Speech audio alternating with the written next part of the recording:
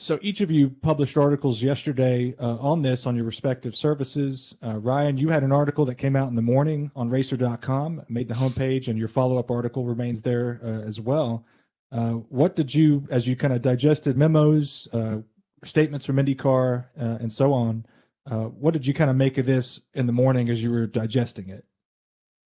Yeah, I mean, really my first reaction was a big sigh and sort of, my shoulders shrugging and just as down and as low as they could be, because it's such disappointing news. The IndyCar community on iRacing is one of the strongest. It's one of the most loyal and most active that they do to host leagues and put up broadcasts and paint cars.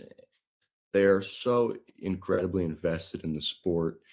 And for IndyCar to look at that and see a deeply engaged audience and to just deliver a gut punch, it's just a shame, man. And I said this yesterday. I was trying to think of a way to explain this. And it's as if IndyCar planted a bomb a year and a half ago and the bomb went off yesterday. Yeah, I'm sure we'll talk about it more, but this license agreement that seems to be the source of the problem was signed in July of 2021.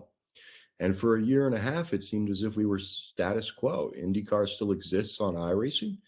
You can still race the Indy 500. The special event still exists. And a lot of people, I think myself included, sort of assume that, all right, this must be similar to what NASCAR has, a dual agreement with motorsports games on console and a close relationship with iRacing on PC.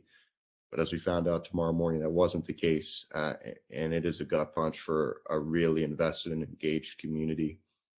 Talking to some of the people there, I know they sent me a rough draft of a letter they're planning on sending. That letter has been signed already by about 60 people. And I'm sure it's been more since I checked earlier today.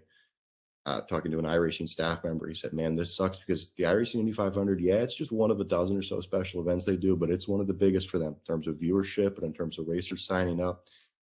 It's a tough loss. It was a tough beat yesterday for the community. This is Into the Apex Motorsport Podcast Network.